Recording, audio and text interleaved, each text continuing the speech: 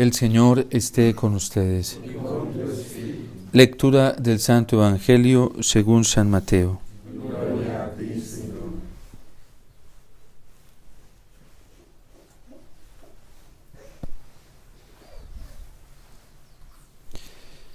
En aquel tiempo, Jesús dijo a sus discípulos: No crean que he venido a abolir la ley o los profetas. No he venido a abolirlos, sino a darles cumplimiento.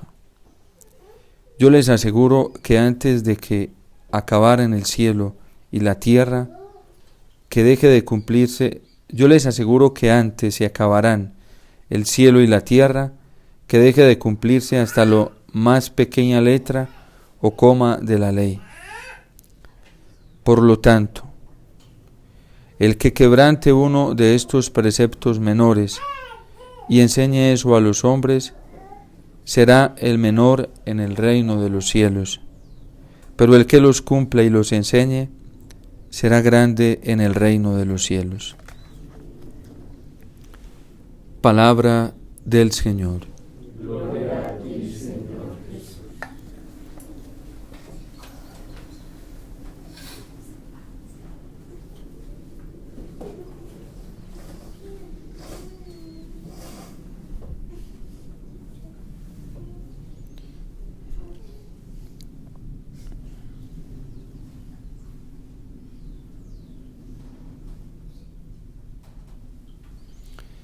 ¿De dónde le proviene a San Pablo la seguridad para predicar lo que predica, para denunciar lo que denuncia y para exhortar a una vida perfecta y santa como se la está pidiendo a los corintios? Esa seguridad que él tiene para predicar, para denunciar y para exhortar a una vida santa, a una vida libre, a una vida feliz, a una vida en paz, en el amor, le viene no del conocimiento de la ley, ni siquiera de la confianza de haber practicado la ley, ni tampoco le viene de la confianza que le puede generar el afecto humano, la cercanía de los hombres, la alabanza de los hombres o las seguridades de este mundo. Esa seguridad, como él mismo lo está atestiguando, le viene de Cristo. Le viene de una experiencia profunda del amor de Dios en su corazón. Y por eso cuando San Pablo experimenta esta fuerza del amor de Dios, ya no en la mente, ya no en la capacidad humana de su voluntad, al querer obrar y hacer el bien, sino que la experimenta de una manera misteriosa pero sorprendente en su corazón. Entonces él ya tiene la certeza de que sí se puede ser santo, de que sí se puede vivir plena y felizmente en esta tierra y que los mandamientos no son imposibles para nadie. Y como lo atestigua también el Señor en el Evangelio: Yo no he venido a abolir la ley y nada de los profetas, sino a darle cumplimiento. Por eso también San Pablo se hace creíble ante los demás. Y por eso también se convierte en el buen olor de Cristo para los demás. Un olor que para unos es agradable, pero para otros es mortecina. Porque así es San Pablo. San Pablo se convierte en un fuego abrasador que entusiasma a muchos, estimula a muchos, trae a muchos a creer y a tener la esperanza de que sí es posible vivir en la gracia de Dios, vivir en el amor de Dios, vivir sus mandamientos, pero se convierte en pestilencia para los que no creen. Para los que tienen su confianza puesta en sus propias fuerzas, se convierte en un olor de peste. Para quienes tienen su confianza puesta en la ley, que conduce a la muerte, porque la letra y la ley, sin la vida de Cristo, sin la fuerza del Espíritu Santo, conducen a la muerte, y es una letra que mata. Para aquellos, San Pablo se convierte en algo desagradable. Lo mismo que los profetas.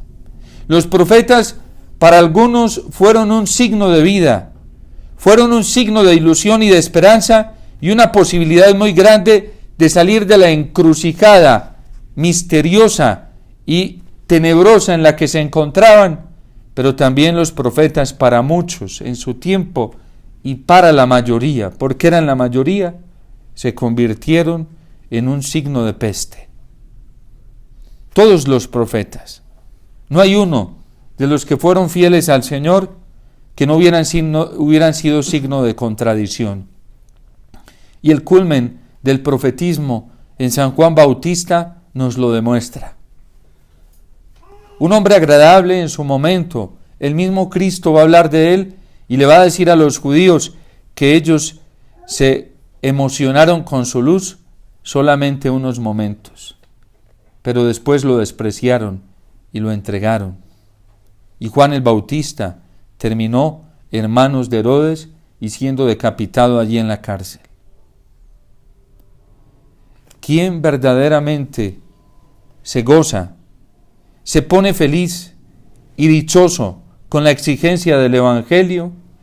¿A quién se le convierten los mandamientos en una pasión y en una posibilidad muy grande para cumplirlos y llegar con ellos al cielo?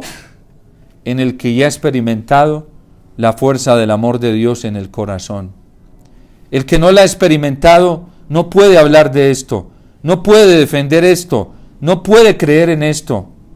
El que todavía vive en la mortandad de su corazón, porque no se ha dado la posibilidad de creerle al Señor, de confiar en Él, vive en tinieblas y en sombras de muerte, y vive en la amargura de creer lo que solamente experimenta, y de defender lo que solamente experimenta. ¿Qué defiende? Defiende la letra que es muerta, y pelea por ella, y hasta se hace matar por ella, porque es la letra la que le da la única seguridad, la seguridad de vivir en la tiniebla, de vivir en el pecado y de vivir para el mundo. ¿Qué otra cosa más podemos exigirle a quien nunca ha experimentado la fuerza del amor de Dios? ¿Qué otra cosa podemos pedirle a quien nunca se ha dado la oportunidad de creer, de tener esperanza en el amor de Dios y saber que sí es posible vivir de ese amor y vivir en la fe en Él? ¿Qué más le puede pedir uno a una persona que nunca se ha dado la oportunidad de confiar en la palabra de Cristo y que confía demasiado en sus propias fuerzas, que confía demasiado en sus propios criterios, que confía solamente en el amor, el cariño, el afecto o el respaldo que los demás le pueden dar o que las seguridades de este mundo le pueden dar? Nadie da de lo que no tiene. Uno no le puede ir a pedir a un palo de aguacate que le dé naranjas. Sin quien no está viviendo en la experiencia del amor de Dios, no se le puede pedir otra cosa. ¿Para qué? ¿Para qué si no vive en esa experiencia, si no vive en esa ilusión? ¿Y para qué detenerse uno a tratar de convencer a quien no quiere creer que el amor de Dios es suficiente para vivir? ¿Para qué perder el tiempo cuando la gente cada vez va cerrando más su corazón a la confianza en el Señor, a creer que sí es posible vivir solamente de su amor, que sí es posible vivir solamente de su promesa? Cuando alguien se cierra a esto, ya no hay nada que hacer, ni siquiera Cristo mismo lo puede hacer. Porque es que la fe nos viene por el oído, de la escucha de la palabra de Dios. Y cuando alguien se cierra a creer y a escuchar las promesas del Señor, ya está mal. Como dice el Señor en el Evangelio, ya está condenada. Que hoy la gente dentro de la iglesia no crea en la santidad, y no crea que la santidad es el cumplimiento de los mandamientos del Señor, y que ver los mandamientos como una carga, un peso que atosigua, y que eso es inhumano, o que hay que cambiarlos, o que hay que tergiversar la interpretación de los mismos, cuando en la iglesia tenemos el testimonio de miles de santos que han sido fieles a los mandamientos. Que alguien piense así ya está muy mal. Y ya no cree en Cristo. Que alguien diga que se tenga que aceptar el mal para poder vivir cristiana y católicamente en este mundo, ya perdió la cabeza hace mucho tiempo y ya dejó de creer en Cristo hace mucho tiempo. Que alguien crea, por ejemplo, en la vida matrimonial, que se tiene que acudir a ciertas prácticas en la vida conyugal dentro del matrimonio católico para tener contenta a su esposa o para tener contento a su esposo, porque el amor de Dios ya no es suficiente. Hace mucho tiempo perdió la cabeza, hace mucho tiempo perdió la fe, hace mucho tiempo perdió la esperanza. Que una esposa tenga que someterse y esclavizarse sexualmente dentro de la vocación matrimonial para que su esposo no le sea infiel, eso ya es contrario al principio de la fe. Eso es bestial, completamente bestial. No son matrimonios en fe, en Cristo, en la experiencia del amor de Dios. Que un esposo tenga que acudir a métodos de persuasión para poder obtener placer dentro de la vida conyugal y el amor matrimonial, eso ya es deshonesto a la castidad, deshonesto a la verdad que la Iglesia ha defendido. La Gaudium et Spes precisamente advierte esto como un peligro en la vida matrimonial, de los peligros que acechan la vida conyugal, y habla de dos, del egoísmo y del hedonismo. Hay esposos que creen que tienen pares de zapatos y no esposas. Hay esposos que creen que tienen una prenda de vestir y se la ponen cuando quieren, y no una hija de Dios a su lado, una mujer que ha sido redimida por Dios. Y hay mujeres que ya creyeron que son mercancía en la vida matrimonial. Y hay sacerdotes que aconsejan esto y creen esto. Estos ya perdieron la fe. A estos no les viene la fuerza y la confianza del amor de Dios. Hay sacerdotes que hoy dentro de la iglesia creen que se pueden admitir ciertas cosas inmorales porque no se es posible vivir de esa manera, tanto en la vida sacerdotal como en la vida consagrada, y admitiendo el espíritu de lujuria, y no solamente admitiéndolo, sino promocionándolo, porque perdieron la cabeza hace mucho tiempo, porque nunca han experimentado el amor de Dios, porque no creen en la suficiencia de la fuerza del amor de Dios, y enseñan esto. Y les aseguro que el que deje de cumplirlos y así enseñe estas cosas a los demás, está lejos del reino de los cielos. Pero el que crea, los cumpla y así los enseñe, está muy cerca del reino de los cielos. Que hemos perdido la cabeza hoy en la iglesia, eso es evidente. Eso es evidente. En todos los estados de vida.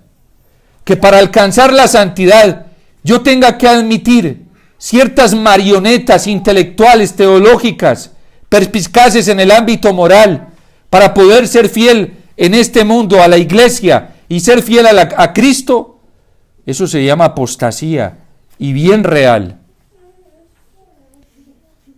¿Cómo es posible que el demonio esté degenerando la vida sacerdotal, esté degenerando la vocación de la vida religiosa, esté degenerando la vocación del matrimonio dentro de la iglesia, y la gente se esté conformando a esto? Porque no hay que ser tan exigentes y radicales, porque tanto radicalismo mata. Pues escuchemos al Señor lo que dice: no crea que he venido a abolir la ley o los profetas.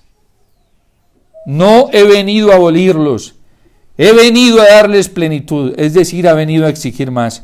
Les aseguro, dice el Señor, que todo el que mire a una mujer ya comprometido, deseándola en su corazón, ya cometió adulterio con ella en su corazón.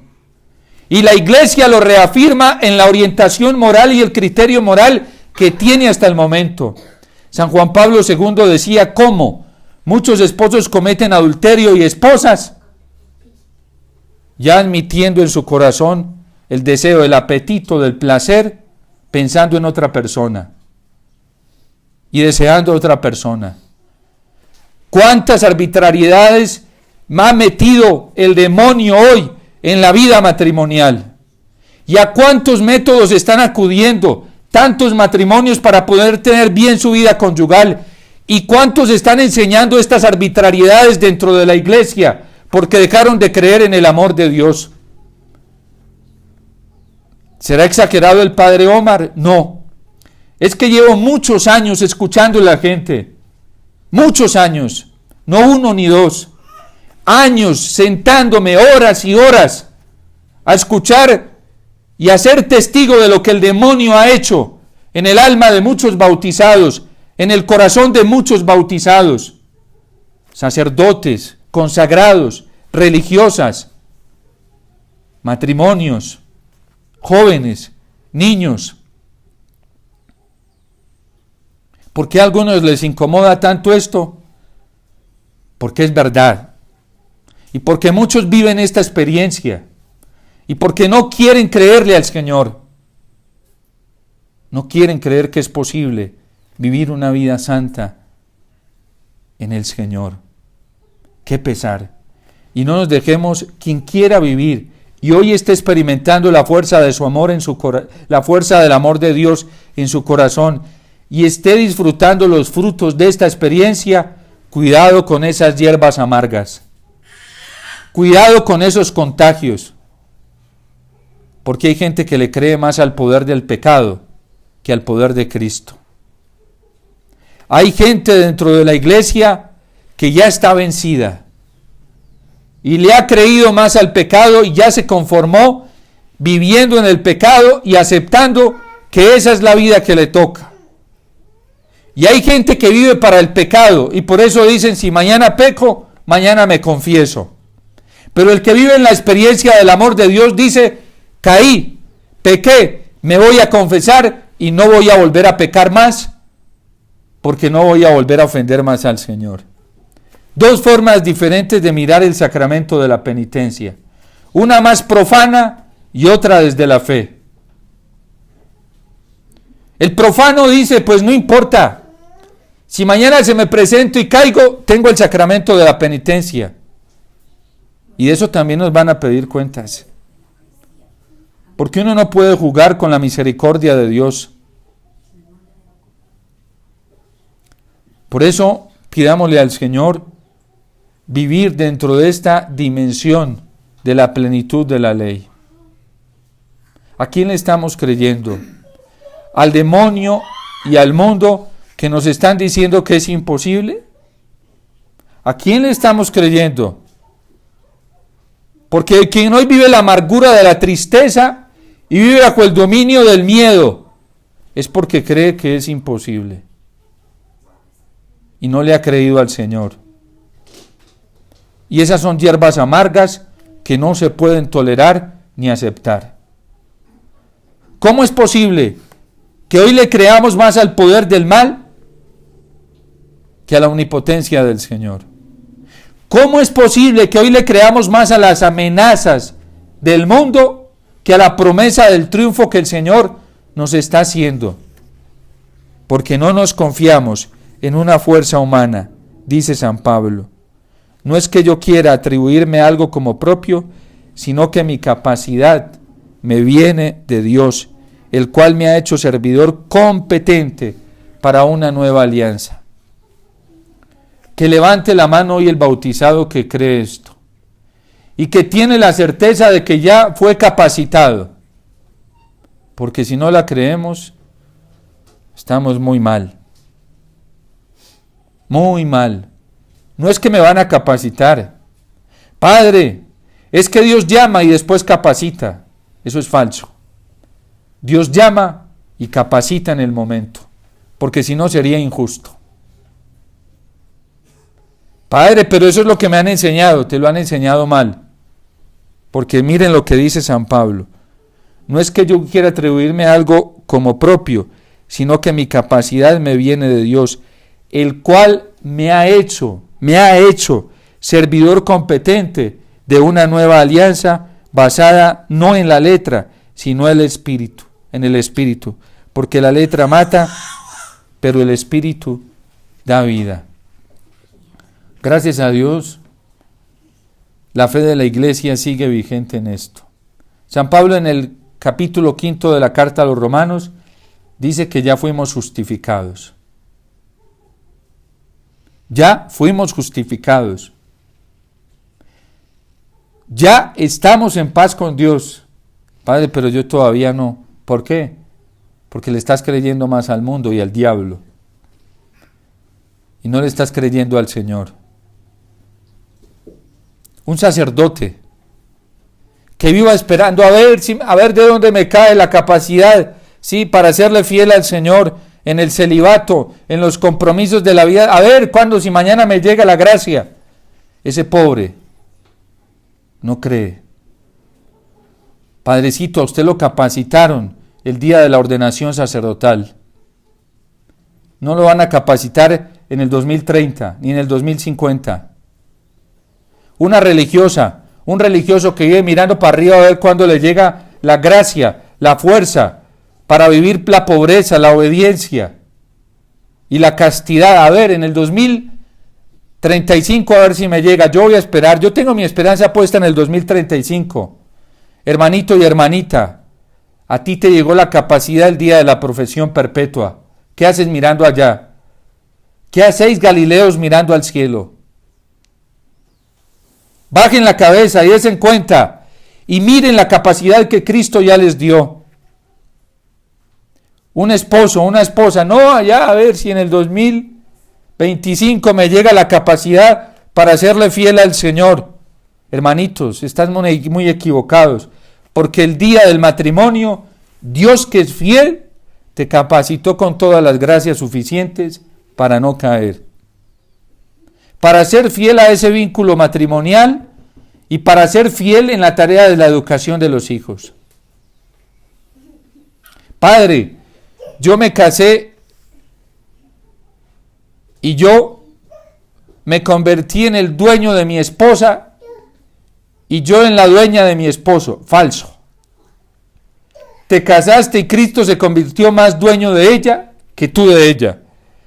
Y Cristo se convirtió en más dueño de él que tú de él. Ese día en el altar, tú le dijiste al Señor, ella es tuya, y como es tuya, yo la acojo como tuya. Él es tuyo, y como es tuyo, yo lo acojo como tuyo, y así lo voy a cuidar. Pero hoy algunos se creen dueños absolutos, usurpando el derecho de Dios.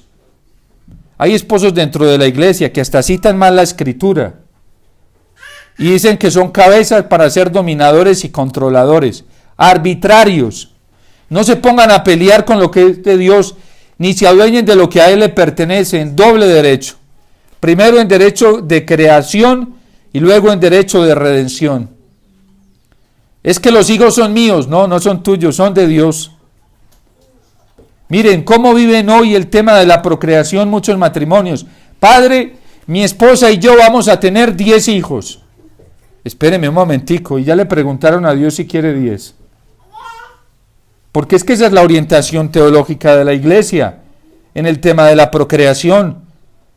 El Papa Francisco lo ha estado advirtiendo a los esposos que tienen que vivir la procreación con responsabilidad. Y vivirla con responsabilidad, vivirla de cara a la voluntad de Dios. Él utilizaba una expresión que algunos la malinterpretaron, decían que no se podían multiplicar como conejos. Tanto que tienen que reparar tantos esposos que suplantaron al Señor a la hora de procrear. ¿Y cuántos hijos han traído al mundo? Fruto del placer, del hedonismo y del egoísmo. No de la dimensión humilde y sometida, obediente, procreadora de Dios. Y deben reparar por eso, esposos. Porque ustedes se hicieron dueños, no servidores. Y la vida matrimonial es para vivirla bajo la vocación de servicio, no del dominio y del control. Porque es que no es para hacer lo que nos da la gana, es para obedecerle a Dios en la fe, según su voluntad. Pues el día del matrimonio ustedes fueron capacitados para esto.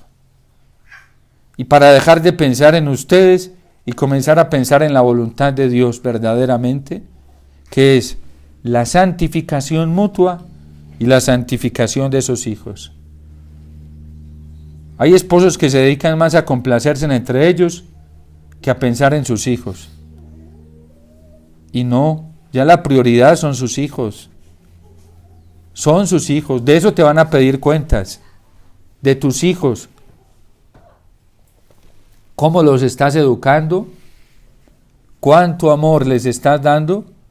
¿Cuánto tiempo les estás dedicando? Porque ya el tiempo es para ellos, esa es la prioridad. Dios tiene su atención puesta en el hogar, en la familia, en los hijos. Y para el cielo son un centro. Para ustedes, esposos, son un centro los hijos. Hay gente que descuida el hogar por dedicarse a otras tareas cristianas que Dios no les ha encomendado, ni que Dios les ha entregado. Si algo bonito tiene la iglesia en la orientación del trabajo pastoral familiar, es la atención a los hijos como prioridad. Y si queda tiempo para otras cosas, pero si no queda tiempo, la prioridad esencial de los padres en el hogar son los hijos.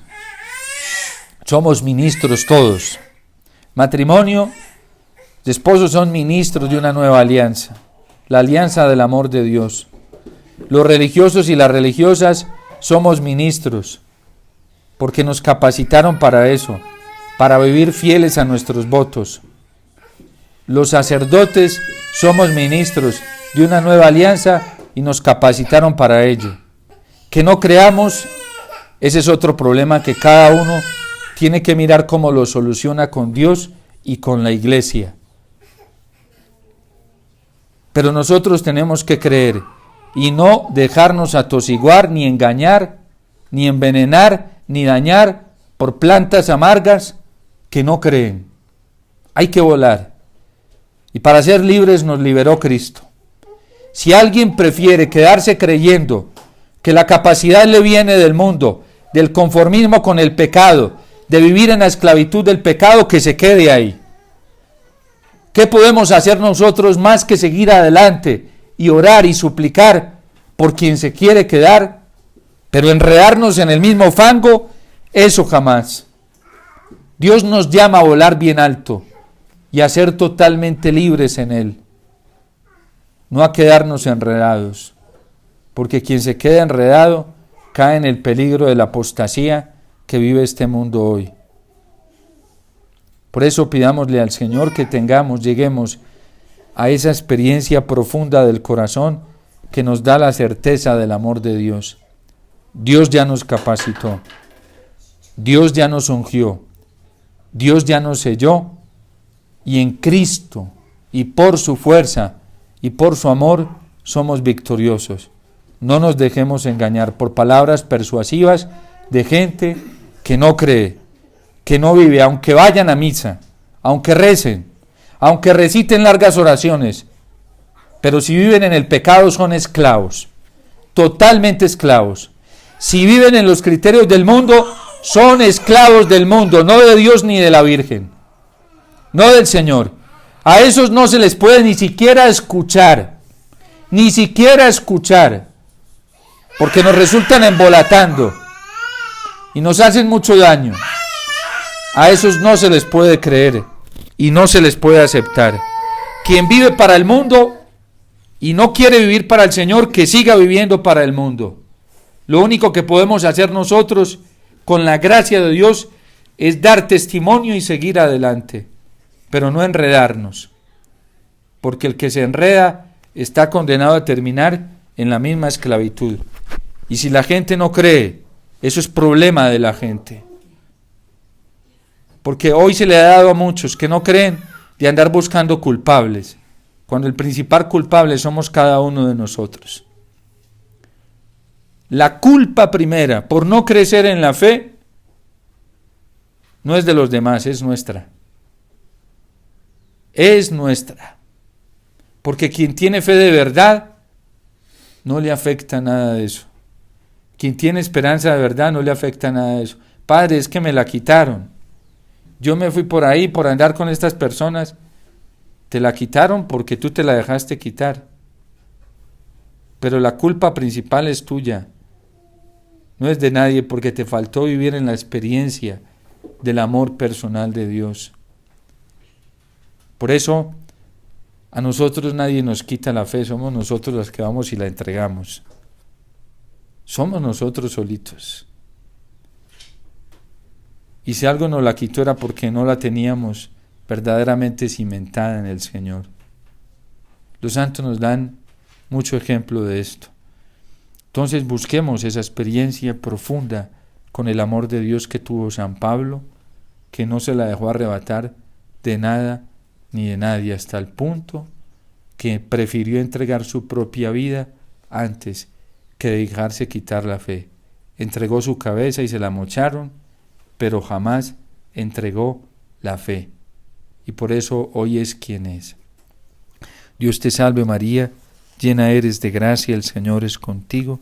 Bendita tú eres entre todas las mujeres, y bendito es el fruto de tu vientre, Jesús.